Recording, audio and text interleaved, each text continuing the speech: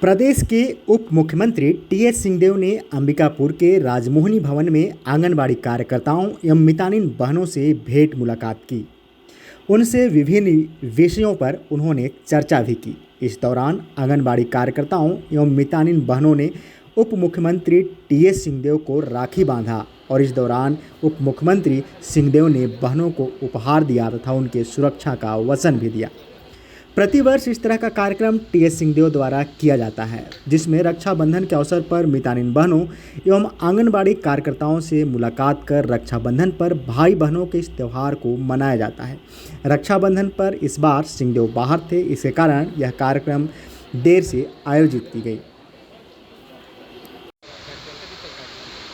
ये प्रतिवर्ष हम लोग प्रयास करते हैं कि राखी के समय मितानिन बहनों के साथ समय बिताते हैं, स्नेह के बंधन में भी बनते हैं और आपसी संबंधों को हर साल मजबूत करते हैं।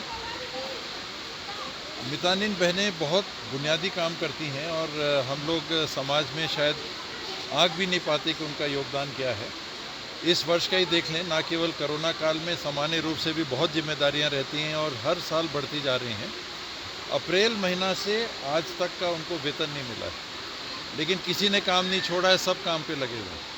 ये सरकार के तरफ से एक कमी रह गई है, पैसा उनको समय पे नहीं पहुंच जाएगा, लेकिन बिना अप्रैल मई जून जुलाई अगस्त 5 महीना का बिना वेतन लिए भी बिना उफ किए ये बहनें फील्ड में काम कर रही हैं, पूरे छत्तीसगढ़ में काम कर रही हैं। ऐसा योगदान इनका रहता है जिसे हम नहीं भाप पाते, हमको पता नहीं चलता है कि किन परिस्थितियों में ये काम कर रही हैं।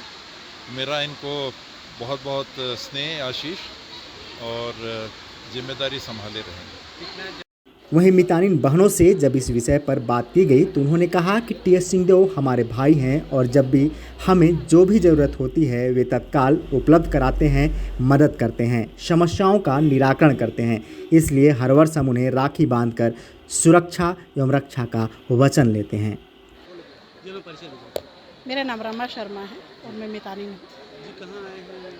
ये आज राजमोहनी भवन में आप भाई को राखी बांधने आए हैं, सभी बहनें लोग।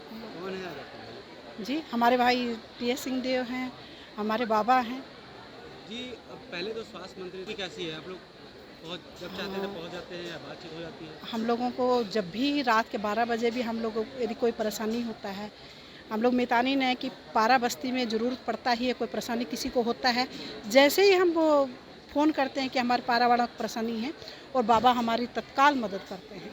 हम लोग मंत्री वो बाद में हैं, पहले हमारे भाई हैं।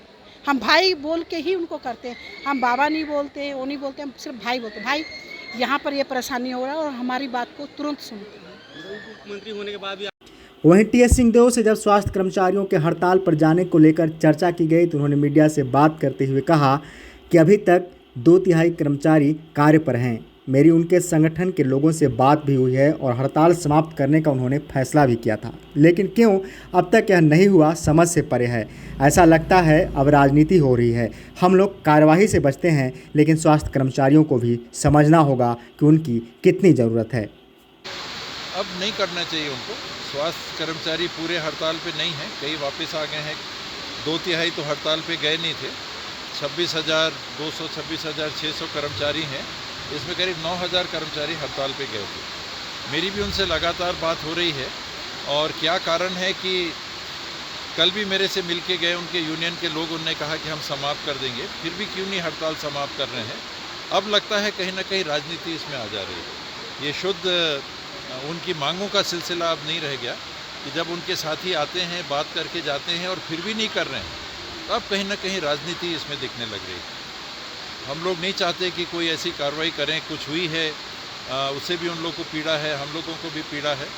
कार्रवाई न करके लोगों का ध्यान देने के लिए जो उनकी जवाबदारी है, देखिए इनको काम देने के लिए सरकार ने पहल नहीं की है। इनको काम इसलिए दिया है कि लोगों की देखभाल करें। इनको नौकरी देना सरकार का प्राथमिक लक्ष्य नहीं है। सरकार का प्राथमिक लक्ष्य है कि स्वास्थ्य के क्षेत्र में लोगों की देखभाल हो सके, उसके लिए इनको काम मिला है। और लोगों की देखभाल ही नहीं करेंगे तो फिर काम मिलने के औचित्य पे प्रश्न लग जाता है।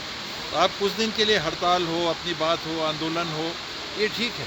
काली पट्टी लगा के काम करिए, मीडिया का ध्यान आकर्षित करिए, लोगों का ध्यान आकर्षित करिए, वो ठीक है। लेकिन एक सीमा के बाद जब आप पब्लिक को नुकसान पहुंचाते हो तो सहानुभूति आपके प्रति कम होते जाती है। बाबा बीजेपीला